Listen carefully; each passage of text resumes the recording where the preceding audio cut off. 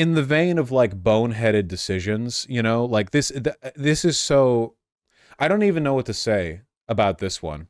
So China is kicking our ass right now when it comes to electric vehicles and solar energy production because unlike America, some people who manage Chinese economic affairs have more than one brain cell. So what are we doing? A 100% tariff on electric cars from China. A 100% insane. I can tell you, I know for a fact, okay? Thousands of economists across the United States committed seppuku upon seeing this, okay? They sudoku'd themselves right over to the you know, the great you know, the great economy what's economist heaven, hell, to hell. They went right to hell. um uh, this is insane. China said it was opposed to the hikes and would take retaliatory measures. Let's go for another trade war. It's so stupid, man. Remember when Trump's trade war with China did literally nothing except make commercial goods in America more expensive for our citizens and also require more subsidies on our, like, what was it, like corn farming, our agriculture, because we like f***ed up the trade, you know? That was so great. You know, you can buy an electric vehicle in China for like $8,000. They're so much cheaper. The only electric vehicles you can get over here, you've got like one or two lines per car company, and then you've got the Tesla shit-ass overpriced cars. You know, in China, where they're 10,000 years ahead of the West, you can get an electric vehicle simply by, you know, saluting a framed photo of Xi Jinping hanging over the car dealerships like front entrance. You know, if you do a salute, like they'll just give you one. It hurt farmers here for so much. China buys a lot of our oil because we produce the most. Oil? What the fuck is oil? Oil? Corn? Corn oil? Oil. Soy. Thank you. Soy. We love our good old American soy. I'm full of it. They follow months of criticisms by former President Donald Trump, who is running for the White House against Mr. Biden and has argued his rival's support for electric cars would kill the U.S. car industry. Mr. Biden on Tuesday vowed he would not let China, quote, unfairly control the market for electric vehicles and other key goods, including batteries, computer chips, and basic medical supplies. You know what this means, by the way? By unfairly control the market, what he means is China invests in their industry, and you could get all of these products much cheaper from China. Like, American companies have been dragging their ass on a lot of these products, and as a consequence, they are far more expensive when produced over here, and he wants to interfere with an unironically good element of the free market by forcing you to buy domestic, even if the quality is worse, even if the cost is higher, it doesn't matter. The tariffs announced on Tuesday, they will hit an estimated $18 billion worth of imports. China also engages in a shitload of corporate espionage. I don't care. That's not relevant. You can't do, tariffs are dumb. Like, we can't do this trade war shit. The average car cost in America is $48,000. Even with the 100% tariff, wouldn't China EVs still be cheaper? Yeah, they still would be, I think, at least the lower end ones. But I don't think you can, I don't think those are getting imported. Like, if you want those cars, you need to, like, contact a Chinese manufacturer or dealership and manage the export of them to America on their own. Like, you can't go to an American dealer of any kind and like ask for those cars. So I think there are already prices like being increased, bumping that up from the get-go, and then now this adds on top of it, and it's complete bullshit. Like, this is just anti-free market. Like, I'm saying this, okay? I mean, like, you know, if I'm saying anti-free market as like a derogatory statement, then you know it's bad, okay? Because I don't give a about the free market. But in this case, it is literally just like, let's protect Tesla, let's protect like local overpriced car manufacturing. You know, pay $50,000 for a vehicle, you will go into debt for it, you will spend the rest of your life paying off the interest on the principal on the car that you got in an accident in 3 days in because nobody knows how to drive in America, and all of our roads are just gigantic, like, blighted parking lot wastelands that you can run across at 80 miles an hour. That's the life that you deserve. This is actually China's overproduction problem. They can't sell any of those EVs to their own economy because their consumption rates are dead, so they're trying to dump it on the US. How is that a bad thing? Is that bad? So China overproduces, so we can't buy that? It's not like American car owners are being forced to buy them. Like, if poor Americans want to buy like a cheap Chinese electric vehicle, they should be able to without the government arbitrarily placing a massive tariff on it. Would this not have a downstream good issue for making cars more expensive? No, no, no. That's not making cars crazy expensive. Doesn't like reduce car dependency unless you're investing in actual alternatives. This is just like buy the car, buy the vehicle slop American. Like you will buy an $80,000 Ford F-150 with all the trappings on it. You will never use it to haul anything. Like it just hurts people. Yeah. This tariff affects zero cars. It literally just says up here that it will hit an estimated 18 billion worth of imports. But if you want to import an EV car, or sorry, an EV from China, it affects that. I don't know how much of a factor it is, but many of the Chinese EVs don't meet American safety standards. Yeah, but there are ones that do, and also it prevents like the otherwise pressing incentive to have them meet American safety standards, because now there's an additional economic pressure against importing those vehicles because of the massive tariff. They're wrong, Vaush. They're quoting the White House, which lied. Benjamin, you have an awfully high opinion of yourself. This BBC article is quoting the White House. The White House is wrong. Then provide an alternate source, please. Okay, I'm sorry. I'm not going to take your word on that. Like, oh, actually, the White House was incorrect. Just give me find a link, please. Go ahead. As well as a rise from 25% to 100% on electric vehicle tariffs, levies on solar cells will increase from 25% to 50%. This is exactly what we need, by the way, increasing the price of solar cells in America. I think that's exactly what the world needs right now. Thank you, Green Energy Biden. I really appreciate that. Tariff rate on certain steel and aluminum products, aluminium products will more than triple to 25%, up from 7.5% or less. But like, why though? Because trade war, because protectionism, because buy American. So Joe Biden? Yes, Joe Biden. What would you say to the argument that China is able to offer cheaper products due to substandard working conditions? American vehicles, like America already makes its shit in China. That's like totally irrelevant. All the shit you buy from American companies, a lot of it's already made in China and Bangladesh. So like the idea that, no, we're protecting local industry. No, we're not. That's not true. We're not protecting. This isn't a workers' rights thing. This is protecting American companies, not American labor.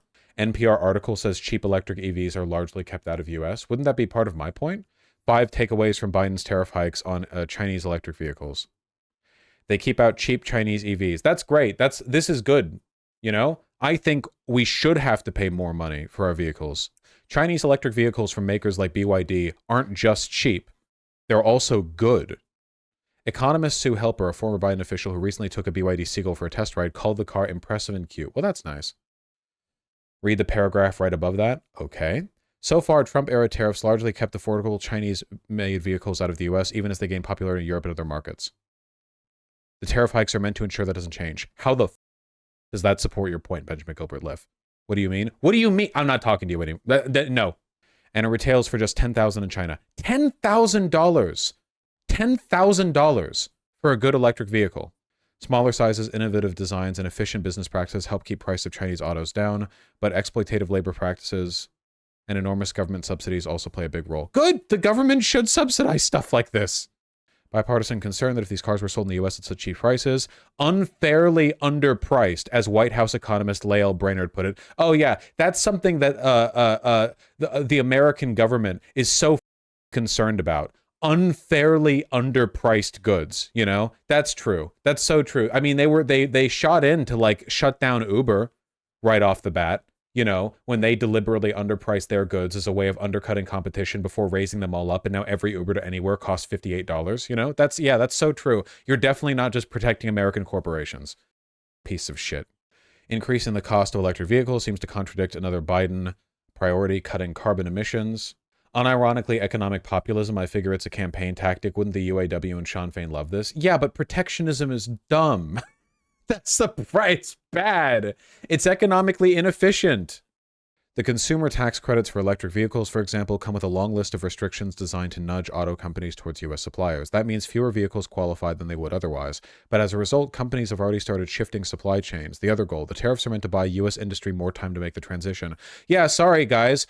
We all need to drag our feet and continue buying overpriced cars in the meantime because our shit-ass, extremely dumb U.S. car industry needs like more protections, this is the entire history of the American car industry over the past 40 years, by the way, is getting objectively outperformed by the rest of the world as our government desperately tries to hobble this crippled, underperforming industry along, Protectionism was good when it came to the South Asian tigers in Cuba. What's the problem here? I don't know. I mean, maybe, possibly, there's just a slight difference in the economic circumstances surrounding Cuba and the United States. You know, you'd have to think like maybe different things are different because the situation is different sometimes. You know, maybe a glass of water is refreshing, but you can drown in the ocean. I don't know.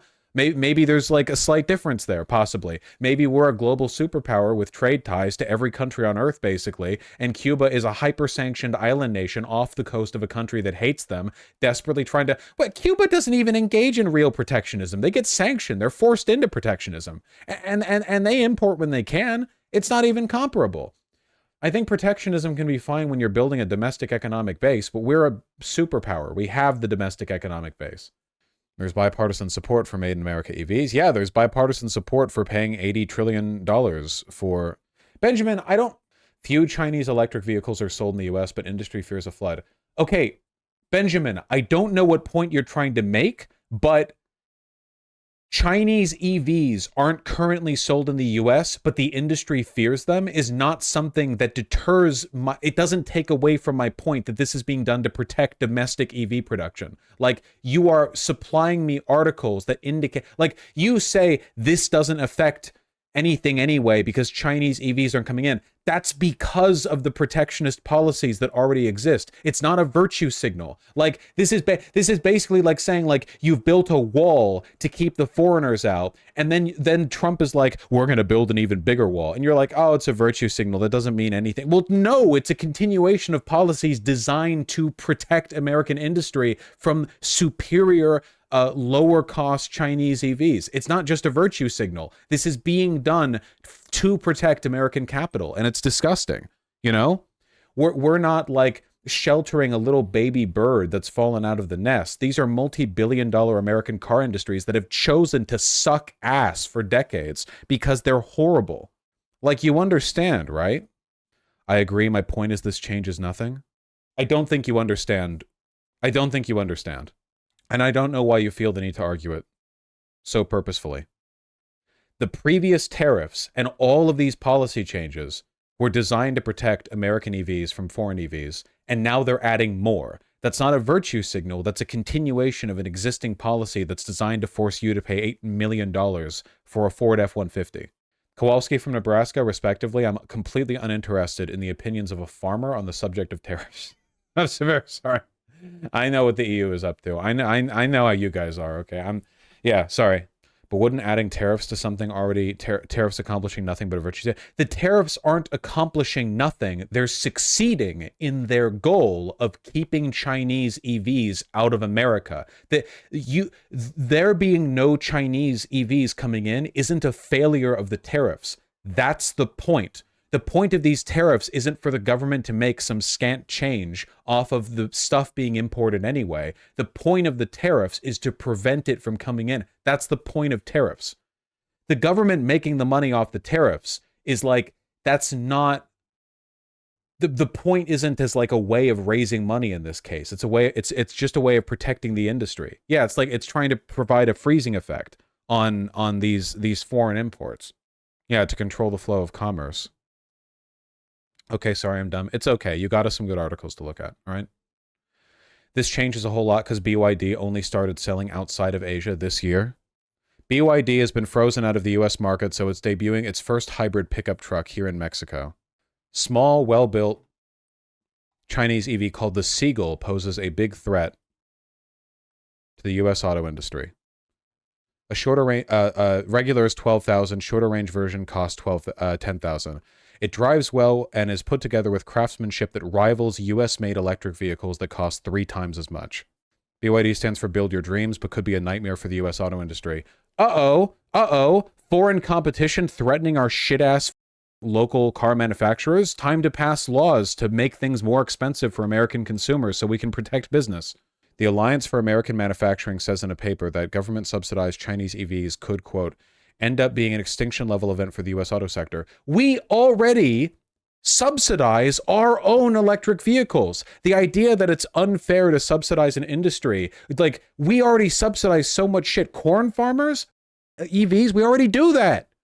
It should be. If you're, listen, free market, baby. If your industry can't compete If your company can't compete with other companies making shit cheaper, then you should go out of business. I feel the same way about EU farmers who started like pushing to shut out grain from Ukraine because the grain from Ukraine, because Ukraine's like a breadbasket, right? Like Ukraine produces like a ton of grain potentially when it's operating at full capacity. And they're like, no, we don't want that sold here because having cheap grain from a country that needs the money would actually like devalue our more expensive, lower quality grain. Then go out of business. I mean, yeah, the CCP is bad, DCLZX, and I just don't think that means that Americans should be paying $5 trillion for their cars. You're fine, Benjamin. It gave me the opportunity to explain it further. Thank you for giving me the chance to. Y'all good. Exactly, that's why the EU is discussing taxing BYD to oblivion and back, because just as the US, the European car makers have slept on new technology for decades now, yeah, they want you to just, like, live with shit cars. Like, they just want you to eat the slop, piggy. Eat the slop, you know?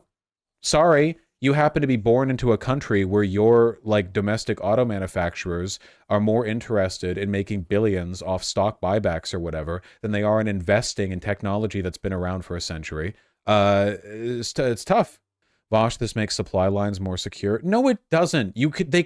Local car manufacturers could just build cheap vehicles if they wanted to. There's a reason why car costs have been skyrocketing, and it's not an increase in the quality of the cars. They could just make them cheaper. But nope, they need their bajillion dollar a second salaries. This has nothing to do with supply lines. We are not at risk of running out of car availability in the United States. You drive down any highway anywhere in the US and you will pass by hundreds of car dealerships overfilling with vehicles. There is no shortage of them. We toss them out. We replace our vehicles when we don't need to all the time, you know? BYD designs all aspects of its vehicles with cost and efficiency in mind. For instance, the Seagull has only one windshield wiper, eliminating one motor and one arm, saving on weight. Okay. Even with its minimalist design, the Seagull still has a quality feel. Its top speed is limited to 81 miles an hour. Yeah, this is also something that, like, the American mind can't fathom, which is, like, maybe a vehicle shouldn't be able to max out at speeds you shouldn't be going anyway. I know you motherfuckers aren't all driving out in, like, Nevada or whatever. You don't need to go faster than this. A city car doesn't need to go faster. No car needs to go faster than this. You don't need to go faster than this. You're not on the Autobahn. BYD EVs aren't being sold in the US right now, largely because of the 27.5% tariffs on the sale price of Chinese vehicles when they arrive at ports. Donald Trump slapped on the bulk of the tariff, 25% when he was president. Yep. And it was kept in place under Joe Biden. Man, pressing our own car companies to do better? No, that.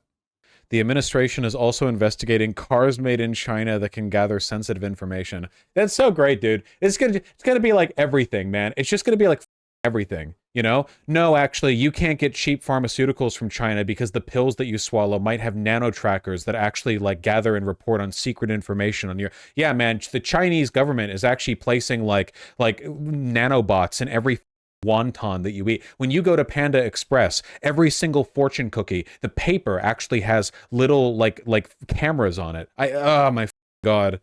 That's great. Every nugget of orange chicken is a microphone. Yeah. It's not just conservative fear-mongering. Biden is doing that. That was a statement from the Biden administration. That wasn't Trump. The Biden administration is investigating cars made in China that can gather sensitive information. They have an English page for BYD. A real loud one. Can you even imagine being able to get a new car for $10,000? Can you even imagine that shit, man? That's like literally incomprehensible in the American car market. An EV too, not just a regular car, a hybrid. Trump and Biden both like tariffs, but there's a difference. Toyota makes a utility pickup truck that costs 10,000 USD, but it can't be sold in America. Oh yeah, if you guys want to get like really red-pilled on how our guidelines and restrictions are, like it's not just Chinese companies. There are companies that you can buy from in America and you just can't get their cheap, like useful cars because American lawmakers have arbitrarily constructed a set of rules and guidelines for what cars are allowed in America that just happens to remove anything that might threaten American costs, you know? In fact, let me see if I can find it. Hold on. Toyota Hilux America restrictions. What was it for this one?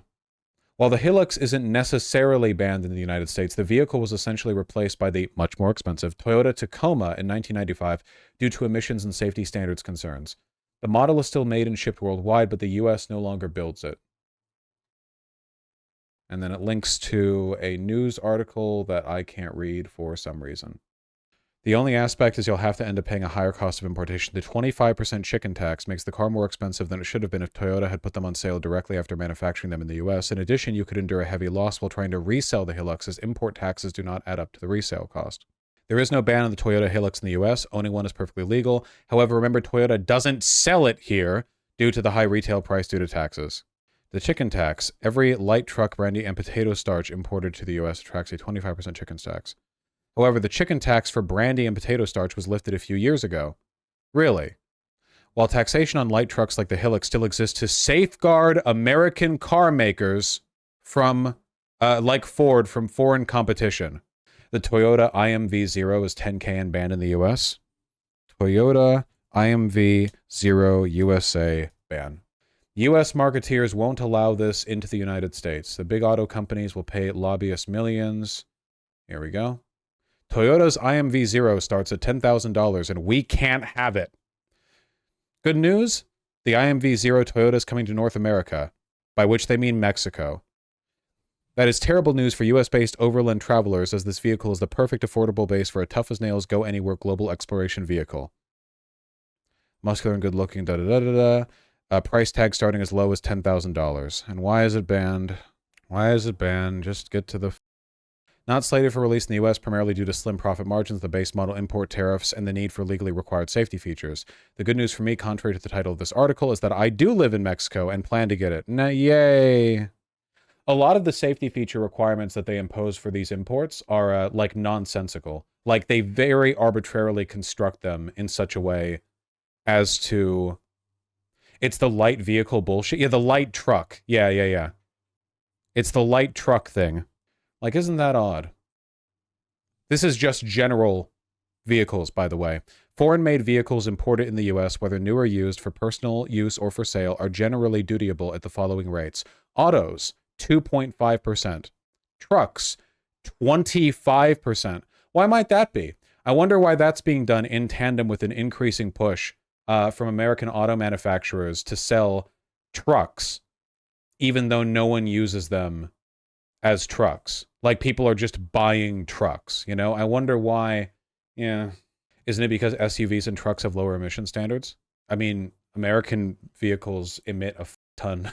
There's a ton of emissions there. Again, these, don't let any, like, neoliberal dog convince you otherwise, okay? Don't let anyone come in here and say, actually, the reason why American lawmakers, in conjunction with lobbyists, consistently do things that seem to be to the benefit of the bottom line of the stockholders of Ford, you know, don't let them convince you that that's like, oh, actually, it's all sensible policy that's being done for the benefit of the American consumer. No, it's not. No, it's not. It's not. It's just to make their companies more money. That's it. It's not the only example of American lawmakers working in tandem with lobbyists in order to place arbitrary restrictions in a way that benefit the capital class. That shouldn't be like new info, you know? They do this shit all the time. I think China's unpredictable, potentially irrational. I think Biden is preparing for this possible scenario. No. Stop it. Stop with the rationalization, okay? This is not being done to, like, shore up the supply line. This is not being done in, like, the potential for future war. We make a ton of stuff that is made in China.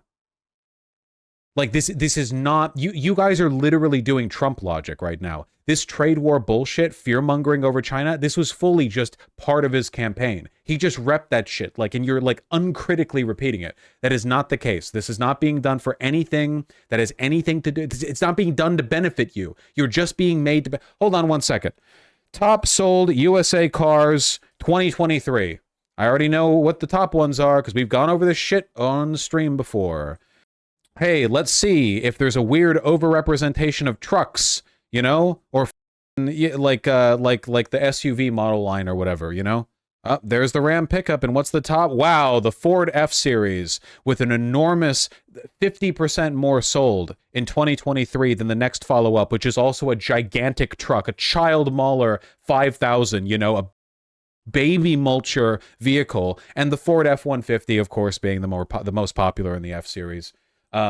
Absolutely. Yeah, wow, man. and the third most popular one is also a truck. Man, and they're all like big heavy trucks. I wonder why like American car manufacturers, even though they have the technology, are choosing to design trucks that are extremely dangerous and expensive and have like a poor emission standards and are just generally worse to drive in every way. And for some reason, the lawmakers are making it very difficult for foreign companies to bring in cheaper vehicles that are just better. You know, I wonder why. It's crazy. It's crazy. It's wacky even. The price range for the 2024 Ford F-150 is between $43,000 and $78,000. Yeah, and if you buy the lower end, they don't even put the seats in. You just have to stand up while you drive. People in chat saying, "Oh, it's China," are literally unironically just being sinuous, like they wouldn't get rocked hard over German cars. I just don't think you guys understand how like objectively bad trade wars are for everyone. I literally covered this when Trump did it. Trump engaged in like a big heavy trade war over steel imports from China. Back at the very beginning days of me streaming, we covered the effects of that. It was an objective failure. It just hurt everyone. Nobody benefits from this. You know, we've seen this done over and over again. It just doesn't work. It just protects the shareholders. Vaush, are those Chinese cars being built where they aren't destroying the local environment and the workers have rights under democracy? Kowalski, you are like tiptoeing a ban. Are you kidding me? We American companies make a ton of stuff in China. This is not us protecting workers' rights. We're not imposing sanctions on products made using sweatshop labor. That would be based, actually. We're just doing it in one specific field to protect our... This is not... Stop making this about other stuff that it's not about. It's nakedly about protecting the bourgeoisie. I don't know why... I don't know. I didn't realize there were so many Trump supporters in chat, so many pro-trade war guys in chat who are like, "Oh no, you know, I hadn't thought about this at all before, but I'm actually very into the idea of a trade war with one of our biggest trading partners." Why? Based on what evidence? The steel tariffs were Canada, not China. Okay, then it wasn't. Okay, then the steel tariffs were Canada and also the Chinese tariffs. You know, he loved his trade war stuff. Yeah, he loved his trade war stuff. We've seen this movie before with solar, with steel and aluminum. When it comes to cars and other products, the United States needs to get ahead of the curve, she said. It's all about trade-offs, and maybe in the immediate term, cars become more expensive, but in the longer term, we want to have a competitive industry here. Hey guys, the chicken tax placed on trucks made by foreign companies, has that led to trucks being cheaper here in the US? We already had a 25% chicken tax on those trucks. Has that led to trucks being cheaper here in the US? Have we benefited? Has the consumer benefited? Have our companies produced new truck technology that made them lighter, faster, cheaper, easier to build and maintain? No? It was all just a naked effort to redirect consumer money into local companies?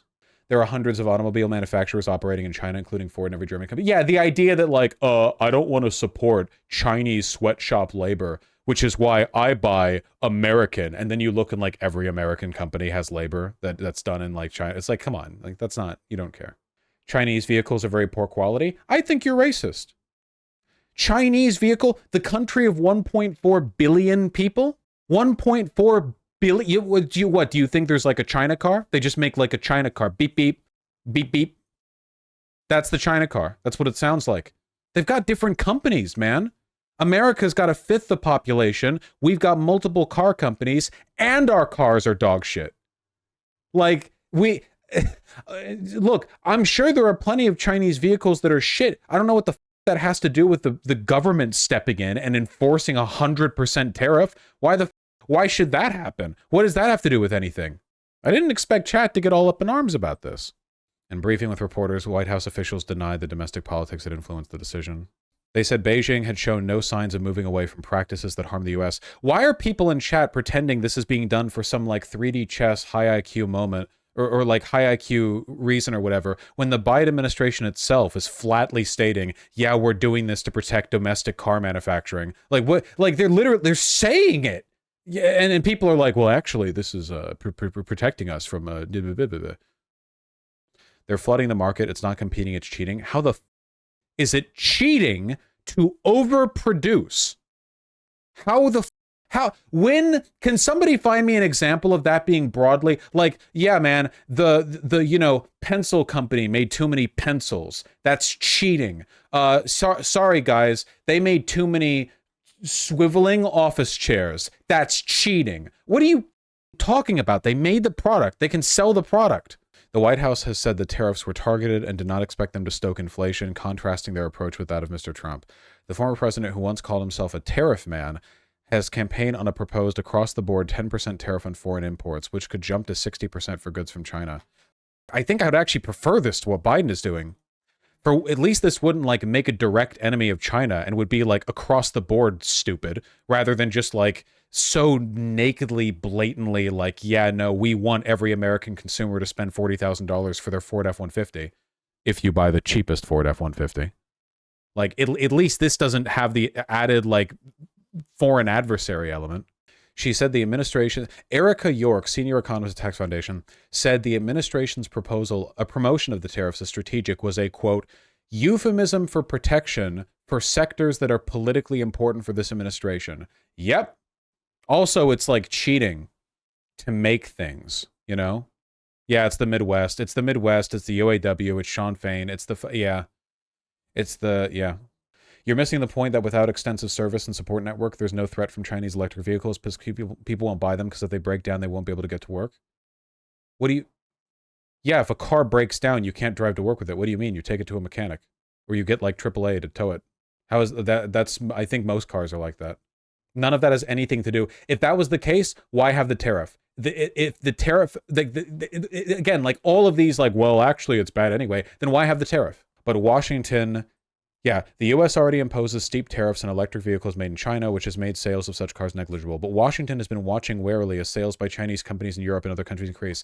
I went to Barcelona, and you know what? Most people drove mopeds. But the people who didn't, the vehicles there were so much smaller. And you know what? There was no issue. A lot of them were four-seaters. A lot of them were pickup trucks. I looked up some of the models. These were vehicles you could get reliably in the $20,000 range. Not even crazy cheap Chinese vehicles, but a lot of those literally just don't get sold in the US. Sorry, fucko. If you want to buy a cheap car in the US, you better be willing to get a sedan from 2003, okay? If you want to buy a modern car, which those cars that I was looking at were, you want to buy a modern car in the US, congratulations. You have to buy a tank. You have to buy a tank with the turret. New tariffs at a glance. Semiconductors up to 50%. Steel and aluminum products up to 25%. Electric vehicles 100%. Lithium batteries and critical minerals up to 25%. Solar cells up to 50%. Ship-to-shore cranes up to 25%. Rubber, medical, and surgical gloves. Oh, man, nothing happened recently that might make me want the cheap availability of medical equipment. No. It's fine. It's fine. It's all fine. It's all fine, yeah. 100% tariff isn't psychotic, you know. The EU and UK are among the other places debating moves to curb imports of Chinese-made electric cars, even at the risk of slowing their adoption. It's not really a surprise to investors or to Chinese companies, especially in the run-up to an election where both candidates are not really pro-China. Don't we want a US-based medical supply chain? Maybe we should make it here then! Rather than arbitrarily tariff the production in other countries. If you want to establish a domestic production base, establish a domestic production base. This is not being done to like benefit us in the long run supply line wise. We're reading this article and the other economists are like, yeah, this is being done for political reasons. And yeah, this is being done to like protect American industry and shore up votes. Why are you arguing against me? Kowalski, why are you arguing against me? You're arguing against the economists and the... We saw it from the New York Times. We've seen it in BBC. We're literally reading people saying, quote, yeah, Vaush is right on this. And you're like, no, actually, it's good. Like, what do you... Come on, man. Economists don't like this. Economists don't like tariffs. Why are you arguing with the world? You're not just arguing against me. You're arguing with God. You're shaking your fist at the sky. Shut up. They're saying it. The Biden administration is saying it. They're not saying, we need to do this in order to secure a more local supply chain in case of future. They're saying, no, we're trying to protect local industry. Stop shaking your fist at God. The tariffs have since yielded more than $200 billion, according to the U.S., in new border taxes for the U.S. government, while prompting a major reshuffling of global trade patterns. That means higher prices for you, the consumer. Thank you. Thought inflation was bad before? Much of that sum has been paid by everyday Americans in the form of higher prices for furniture, footwear, and other goods. Nice. However, in a research note, Oxford economists described the latest plans as more symbolic bark than bite. Yeah, because they're already not importing it from the pre-existing tariff. They're just adding on to that. I work in an industry getting hit by a tariff. It's not making businesses move their stuff back to the US. They're moving to South America instead. Yeah, it doesn't work. Economists don't like this. I'm like my arguments. I wield my in my left fist I hold reasonable arguments, and in my right fist I hold banning all of you. That's enough. It's done. It's settled as far as I'm concerned. You're all Trump voters, okay? We're not doing this, okay? I'm not getting argued into the concept of a trade war. If you want to, like, supporting a trade war, if you want to promote local industry, there are ways of doing that. This isn't it. Like, no economist would disagree with me on this. This is like an unambiguous, all right. Okay, we hate Biden. That's what we're coming away from this with. That's how we feel, you know. I bet it's mostly men arguing with me. Where do you get it towed to without a dealership to work in it and put parts put in it? Hey man, if we didn't have arbitrary anti-free trade tariffs on Chinese electric vehicles, they would sell in the United States. So they would open dealerships in the United States. Also, if you want a car to be repaired, you don't need to take it to a dealership. You can usually just take it to an auto shop. Vehicles tend to work pretty reliably. Auto shop workers are trained on different vehicles, and they have like documentation on vehicles if they want to do anything specific. They wouldn't be operating in the dark. You know, people can read Chinese. They could publish their documentation in English and like, hey, there's damage to this part. Here's a booklet on it, you know? Now with EVs, you need specific shops. Okay, then you can just do that with the shops that already repair EVs. That's not like a China-specific thing. None of this is a defense of the tariffs. Would you support the semiconductor tariff considering the clear cyber risk? No! You want your graphics cards to cost $5,000 again? Subsidize the industry. If you want domestically produced semiconductors, then subsidize it and invest in it until they can produce the semiconductors at lower prices than foreign competitors. Invest in it. That's what China did to make their cars cost so little. Subsidies require Congress. Tariffs only require the president. That's not my problem, frankly. What's the benefit of domestic production again? You get to jerk yourself off about how you're buying American. For the most part, domestic production is a waste of time in the USA. We should only do it for strategic resources. We're a wealthy country. We should focus on stuff like tech, service work, that kind of stuff. The idea of paying American workers to do things that could be done at the same level of quality and infinitely cheaper in a foreign country makes absolutely no sense. We should try to uplift the workers of the world broadly with policies that incentivize those countries to impose like greater standards of work, like workplace hazard safety or just general quality of work. But none of that is fixed by just like doing stuff American. It hasn't worked. We've been trying to do this for 50 years and it hasn't worked. It hasn't worked. The opposite trends. This is basic Marxism. This is basic material conditions. You can fight against it as much as you want, okay? But the interests of the bourgeoisie will always be to cut costs, and that means opening foreign plants. And you're not going to fix that fundamental incentive by putting forward tariffs, because they're just going to find some new way to deprive the domestic working base of capital. Like they're just going to find, like, you impose tariffs. It's not like all these companies are making shit in America. The idea is completely laughable. Were we at risk from Japanese auto manufacturers when Honda and Toyota invested tens of billions of dollars in manufacturing facilities here in the USA? Yeah. Wait, yes? Wait, fear of foreign competitors has literally been one of the driving forces of the American. Wait, go look at the history of like Ford and GM complaining about Toyota or whatever. Yes, yeah, you trust me, guys. If Ford got their way, you wouldn't be able to buy a Toyota. Okay, if Ford got their way, the only car that it would be legal to drive in the United States would be an F-150. All right, please, I invite you to go look at the history of American car companies underperforming and then whining about foreign competition. Okay. There was so much Japanese xenophobia in the 80s because of fears of Japanese manufacturing coming to the US. Yeah, that's why cyberpunk has so many, like, actually Japan occupies the West Coast now tropes, you know? San Fran, Tokyo. Remember how just last month chat was literally arguing against decommodifying housing because they wanted to keep their summer homes? This is one of the reasons why being a variety politics streamer who just talks about whatever is so important, because fundamentally people's political positions are built from what's convenient for them, and that only changes when they think about it or second guess it. So you can have a person who's like a militant communist on 99% of issues, but then you bring up decommodifying housing and they're like, wait, what about my summer home that what about the summer home that I depart to with my family and I leave the butler to take care of our main estate? Well, you don't want to take that from us, do you? Only one home per person? What do you mean by that? And then it's like, oh, hold on. We still have some like work to do with your brain. Yeah, a lot of people were getting indignant about that too. You know, you have to vary it. You have to talk about a lot of stuff. What economists are you reading? Karl Marx. Chapter 1, Sentence 1 of Capital. Ban that Heyman guy. He's being annoying.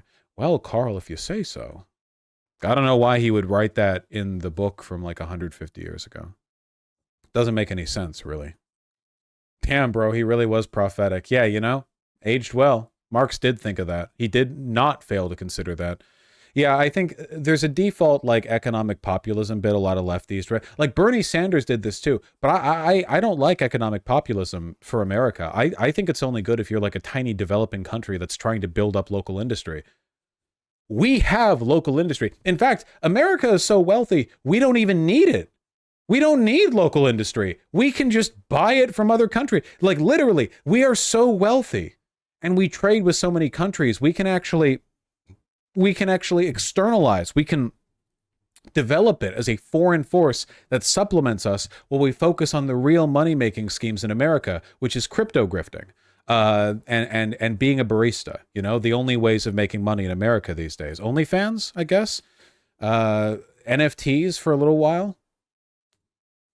I don't really give a shit about the concept of domestic manufacturing. What I care about is uplifting the workers of the world, and populism does not, or sorry, protectionism does not do that, by the way.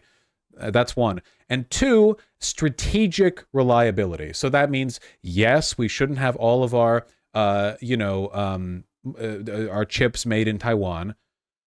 I don't think tariffs fix that. I think heavy investment in local industry fixes that, personally. Tariffs don't seem to like really help that much, you know, in a lot of ways. I think the tariffs on the superconductors are more defensible. I still don't like them, but they're more defensible. I think for the most part, I really do support free trade, at least in the context of tariffs. I don't like artificially walling off trade between countries, because trade between countries fosters mutual economic dependence, which makes countries less likely to invade. It increases the incentive for diplomacy. You know, one of the reasons why we can't do anything about Russia right now is because we have no economic ties to them. They've been sanctioned into oblivion. Can you imagine how much easier it would be to sway Russian foreign policy if like 40% of their economy was tied up in investments and like our businesses and their businesses and blah blah? But no, like we didn't really invest in the post-Soviet Union because you know, we just decided to them instead. We decided to them with, you know, shock therapy and just steal their wealth and like, haha, you lost the Cold War, now we're going to dip our fat